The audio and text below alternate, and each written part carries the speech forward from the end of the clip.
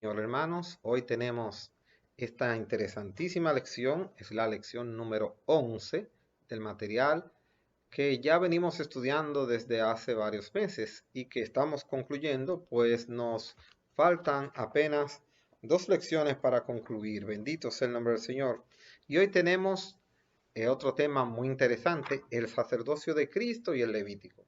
Hemos estudiado cómo Dios solicitó a Moisés el diseño del tabernáculo, cada una de esas piezas, el significado de sus colores, de los elementos, del oro, de la acacia, del bronce, del púrpura, del carmesí, del lino fino, del azul, los querubines, las figuras, la cantidad de elementos, de columnas, las puertas, el área del tabernáculo, el altar de bronce y todas esas piezas interesantísimas que componían este lugar que Dios había destinado para que allí el pueblo encontrara auxilio, pudiera adorar a Dios y donde los sirvientes dedicados a la obra y al ministerio que Dios le había encomendado a los sacerdotes,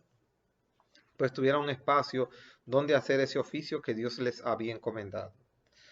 Hoy tenemos esta interesante comparación entre el sacerdocio de Cristo y el Levítico. Aquí podemos claramente ver dos modelos, hermanos, que en la antigüedad tenemos el sacerdocio, aleluya, donde ellos podían prácticamente honrar mediante su servicio lo que en ese momento Dios le había encomendado y dado a Moisés, que eran las tablas de la ley. Ellos estaban allí como intermediarios para proveerle al pueblo el contacto y la oportunidad de acercarse a Dios. Nuestro gran Maestro Cristo viene luego para establecer un sacerdocio totalmente distinto y diferente. Vamos a ver qué nos dice en Hebreos 7:26. Porque tal sumo sacerdote nos convenía, santo, inocente, sin mancha, apartado de los pecadores y hecho más sublime que los cielos. Gloria a Dios. Ese texto se refiere a Jesucristo. Resume cualidades destacadas que tenía su ministerio sacerdotal. La verdad práctica. Nuestro gran y único sacerdote es el Señor Jesús. Él intercede eficazmente en nuestro favor delante del Padre. Oremos para que Dios nos bendiga en esta lección y nos edifique. Padre, gracias te damos por tu palabra, por esta enseñanza que tu Espíritu Santo nos concederá hoy recibir. Ayúdanos que con palabras sencillas, pero poderosas, podamos llevarle a cada uno de los hermanos, a los amigos, a las personas que puedan escuchar el contenido edificante de esta lección. Gracias, Padre, en el nombre de Jesús. Amén. Aleluya, gloria a Dios. Realmente, hermano, el sacerdocio es un ministerio donde la persona se consagra para realizar aquellas labores que Dios les ha encomendado. Desde la antigüedad, cuando Abraham va de regreso a su tierra, luego de tener una guerra, se encuentra con Melquisedec, que es un rey sacerdote, y a quien él ofrece diezmos y ofrendas.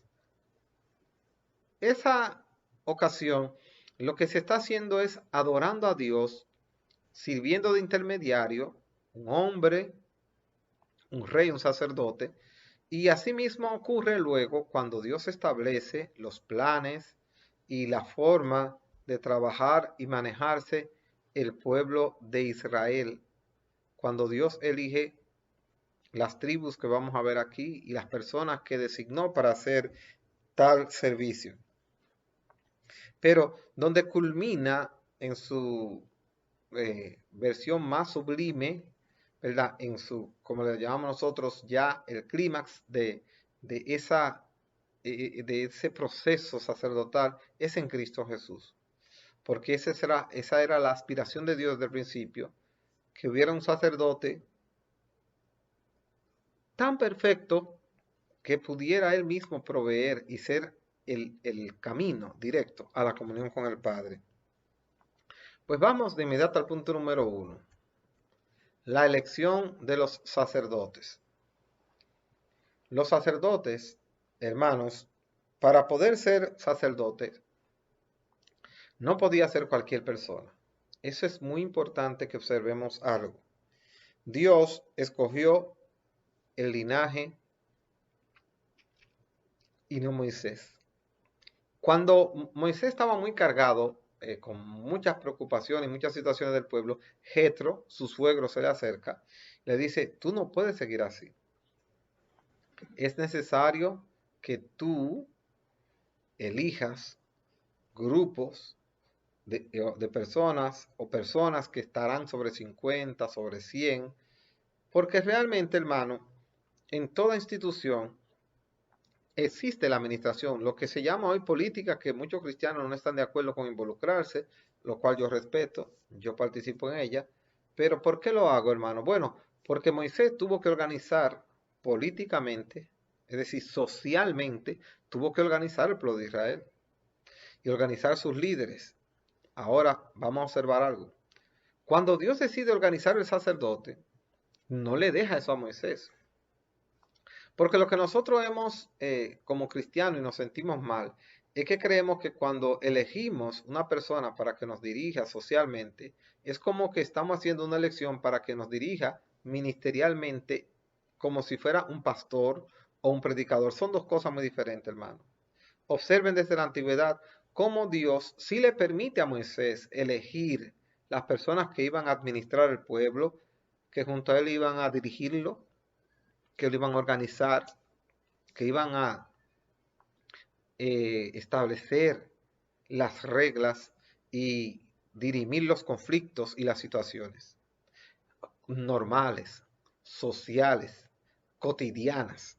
Sin embargo, cuando Dios ya va a elegir personas que van a ministrar en su templo, en su tabernáculo, no hacía dirigir el pueblo. Fíjese que Moisés sigue dirigiendo el pueblo, pero Dios elige la tribu de Leví, elige a Aarón, elige a sus hijos y los nombra a él y les pide una serie de condiciones y de cualidades a aquellos que van a hacer esto, porque el servicio que ellos van a ofrecer no es un servicio social, no es un servicio político, no es un servicio cotidiano, es un servicio especial porque está relacionado ahora con Dios y con los hombres.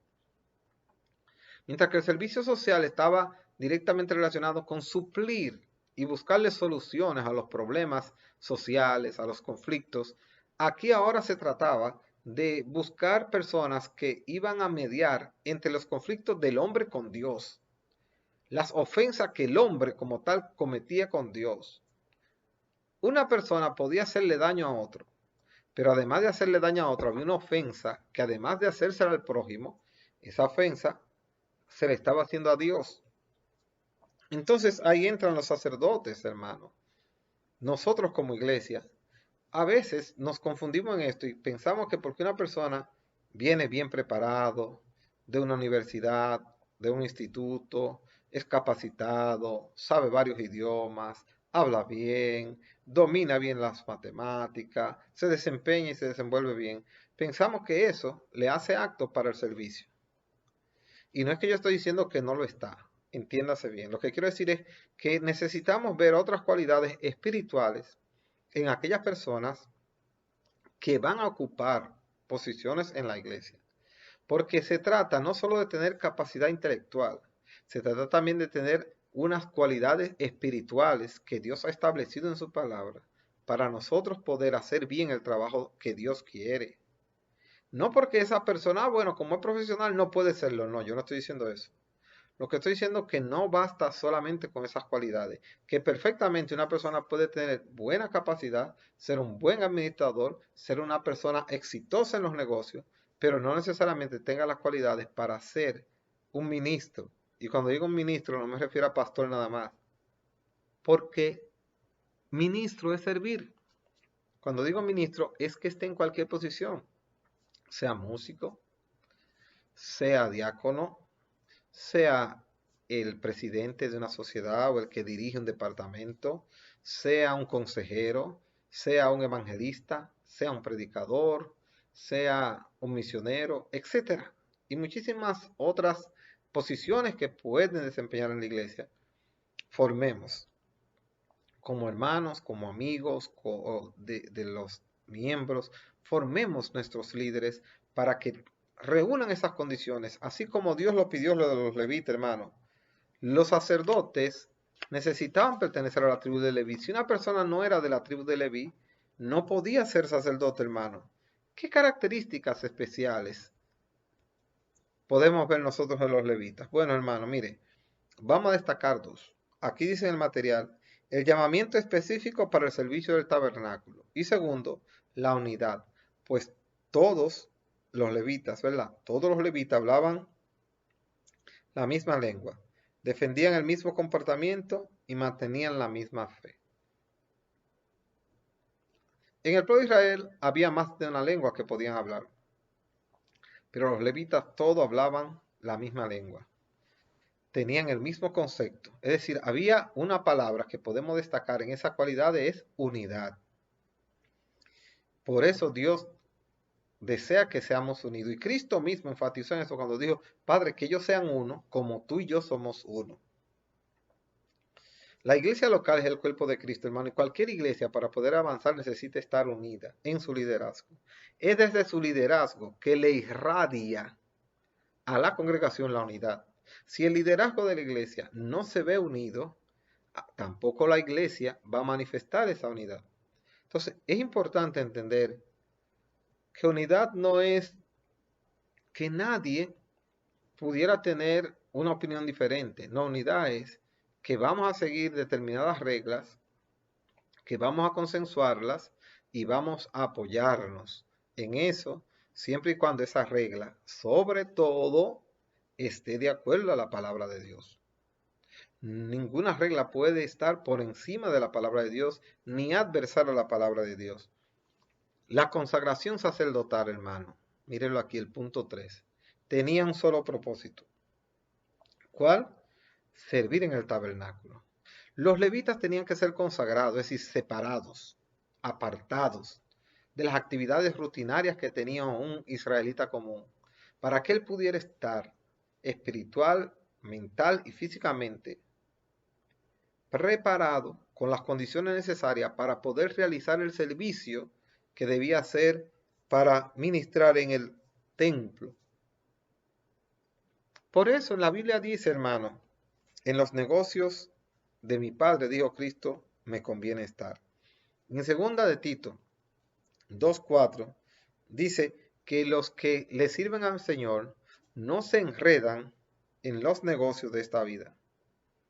Es decir, que tener cuidado, debe tener cuidado el que ministra en el altar, de que, porque la palabra de Dios dice que donde quiera que esté tu tesoro, ahí estará tu corazón. Debemos cuidarnos, hermanos, de que lo material no tenga superioridad en lo espiritual. ¿Y cómo se logra eso? Aunque uno no quiere, hermano, muchas veces los afanes de esta vida no nos permiten desconectarnos tanto.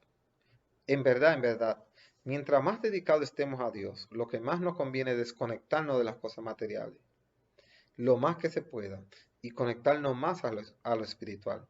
Porque nosotros vamos a alimentar personas que necesitan fortaleza espiritual, que ellos no tienen el tiempo, la dedicación que tenemos nosotros o que tiene usted, ya que usted también tiene la oportunidad de ser un ministro, un sacerdote de Dios, un servidor de los demás. Pues qué bueno que uno se llene para poder de esa llenura compartir a aquellos que no tienen la misma oportunidad de consagrarse a Dios. Y ahí nosotros podemos ver, hermano, que por eso Cristo dijo que el que ara la tierra no es digno de devolverse, refiriéndose a aquellos que se dedican al ministerio. Hay que seguir adelante y seguir al frente sirviéndole a Dios. Fíjese cómo era la elección de los sacerdotes. De las 12 tribus, Dios eligió una. Las otras 11 podían dedicarse a diferentes actividades, pero ellos, los levitas, tenían que consagrarse específicamente en lo que Dios quería y dedicarse a eso solamente. Bendito sea el nombre del Señor para siempre. Bien, en el tema 2 tenemos vestimenta sacerdotal para el servicio. Era importante, muy importante, las condiciones propias del sacerdote. Pero Dios quería destacar este ministerio y estas actividades que se iban a desarrollar con un tipo de ropa especial. Sobre todo el sacerdote que se acercaba a ministrar al lugar santo y en el lugar santísimo. Vamos a ver la simbología de la vestimenta. Esto nosotros lo podemos ver en Éxodo capítulo 28. Ahí se describe la vestimenta sacerdotal para el servicio en el tabernáculo. La vestimenta tenía características especiales y ceremonias porque servían de honra y hermosura al ministerio. La vestimenta era un símbolo de la autoridad sacerdotal.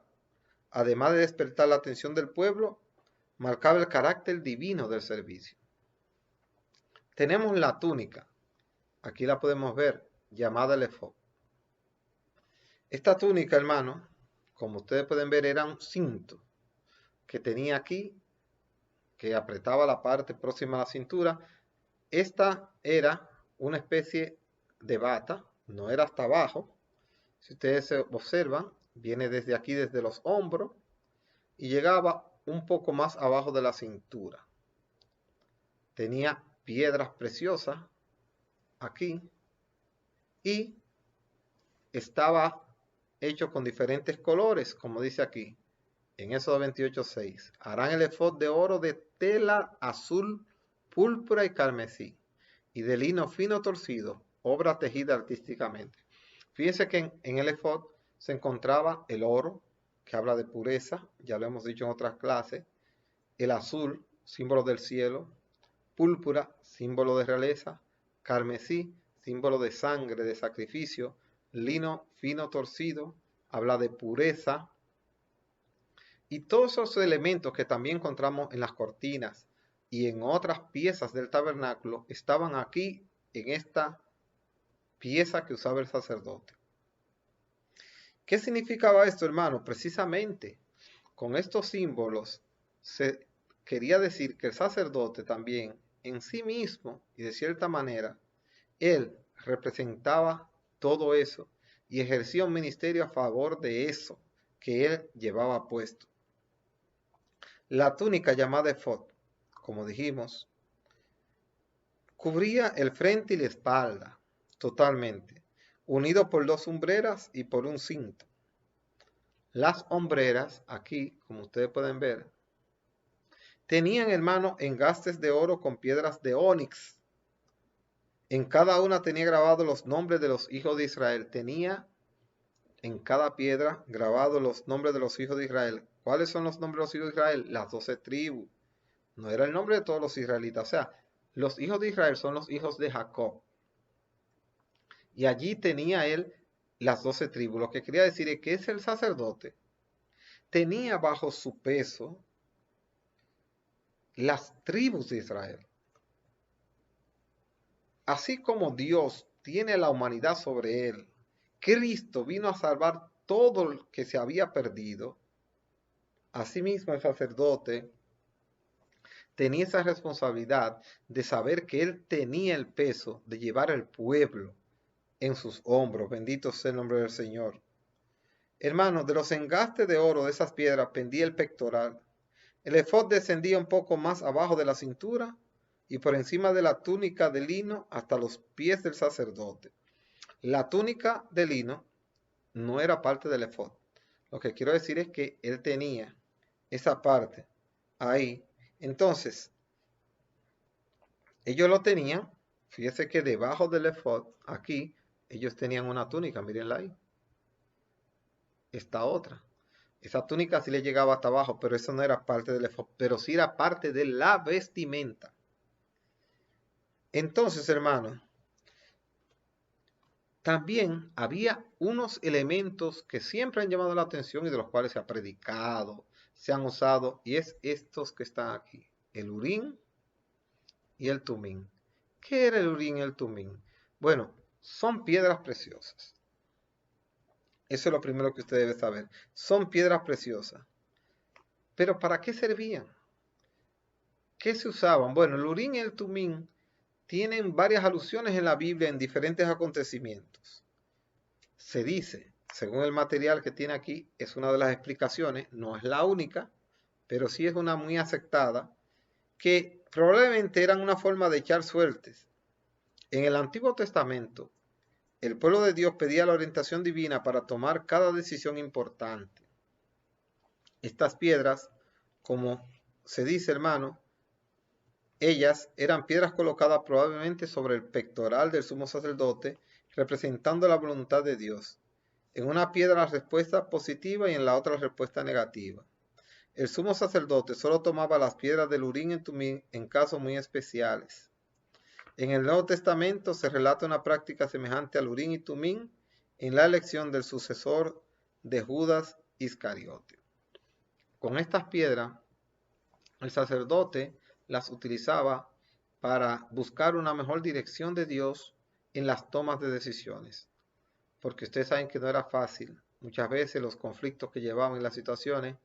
Y yo sé que como humanos que eran, el sacerdote buscaba en la intimidad lograr recibir de parte de Dios la mejor respuesta, la más acertada y la más apropiada. El Urim y el Tumim eran unas piedras que estaban allí y que en diferentes ocasiones les sirvieron como luminares para poder darle al sacerdote. Entre ellas se traducen como luces, que era uno de los significados que tenía el Urim, y perfecciones. Entonces, estas palabras, que posiblemente eran de sus traducciones que tenían, lo que nos habla es de que permitían tener cierta iluminación con relación a la voluntad de Dios.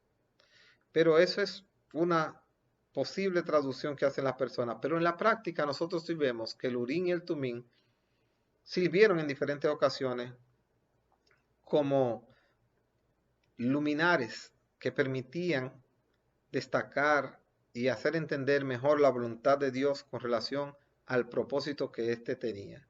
Y por supuesto, eran parte del pectoral del efod. Estaban allí entre las piedras preciosas que tenía el sacerdote y que debía utilizar para ministrar. Con esta ropa se distinguía el sacerdote de los demás. Es decir, se sabía que era un sacerdote, que no era un hombre común y corriente que estaba haciendo cualquier oficio. No, a través de esta vestimenta ellos sabían y estaban seguros de que quien la portaba iba a ministrar a favor del pueblo de Israel. Recuérdense que estamos bajo el tema el sacerdocio de Cristo y el Levítico. Todo lo que hemos hablado, hermano, ha sido relacionado al sacerdocio levítico. Aarón, sus hijos, la tribu de Leví, la ropa que usaban, su simbología, lo que hablaba. Pero ¿saben qué? El sacerdocio de Cristo. Un nuevo y perfecto sacerdocio. Cristo, hermano, aquí tenemos la ley y la gracia. Y un acuerdo, un pacto es un acuerdo. Cristo es nuestro nuevo y perfecto sacerdocio. En la antigüedad, Dios eligió a Aarón, sus hijos, como sumos sacerdotes, y la familia de Aarón, sus descendientes, iban a seguir siendo los sumos sacerdotes. Los sacerdotes, que no eran sumos sacerdotes, sino sacerdotes regulares, tenían que pertenecer a la tribu de Leví.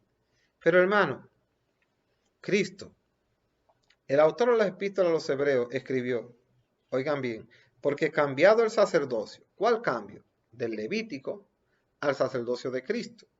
Cambiado el sacerdocio, necesario es que haya también cambio de ley.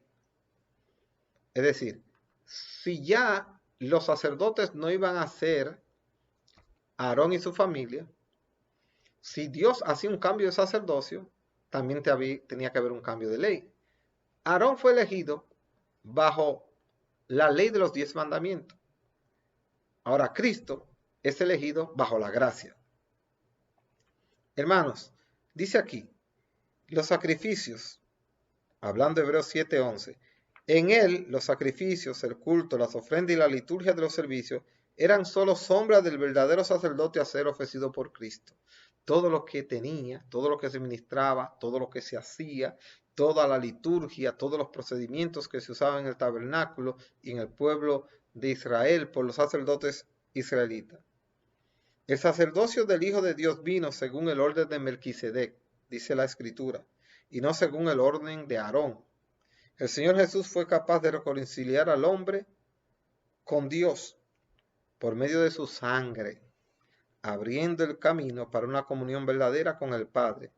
El Evangelio del nuevo pacto había llegado. ¿Cuál era ese nuevo pacto? La gracia.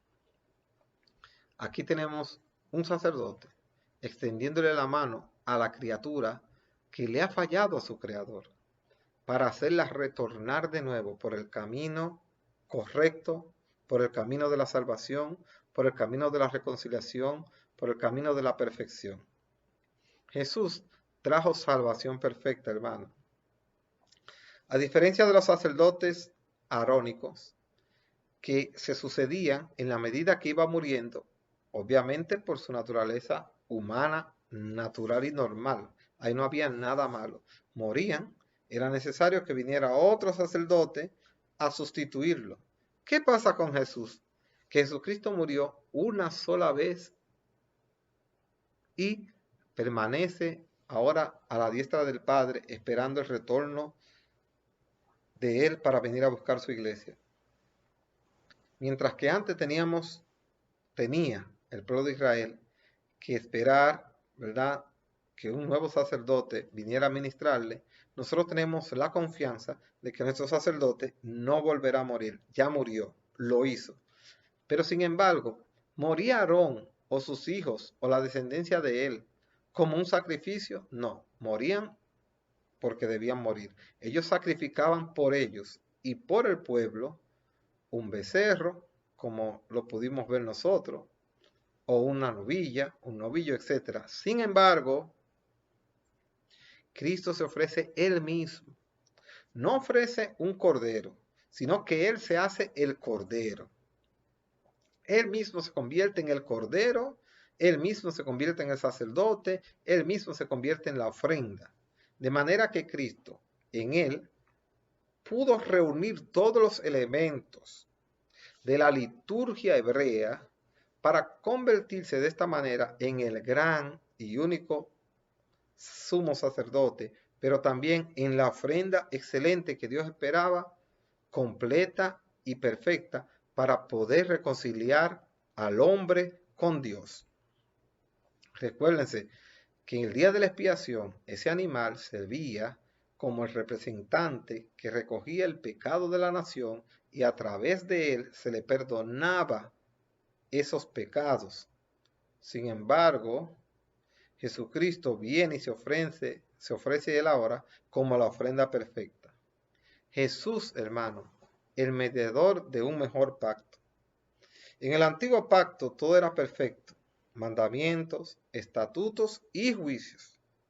Pero el hombre enfermo por el pecado no tenía fuerzas para obedecer las ordenanzas divinas, como el Señor requería de cada uno. Pero Jesús, siendo Él el perfecto cumplimiento de la ley y de los profetas, vino para morir en nuestro lugar rescatándonos del pecado. Él es el sacrificio perfecto. Alabado sea el nombre del Señor. Hoy tenemos nosotros entonces esta interesante lección. ¿Por qué hay que compararle, hermano? Porque realmente tenemos un sumo sacerdote nuevo. No para que abusemos. No para que ahora digamos nosotros, ay, gloria a Dios, ya yo puedo hacer cualquier cosa, Cristo lo hizo. No, al contrario. Eso nos debe llamar a nosotros a perfeccionarnos más, a buscar más de Dios, a acercarnos más a Él. Y como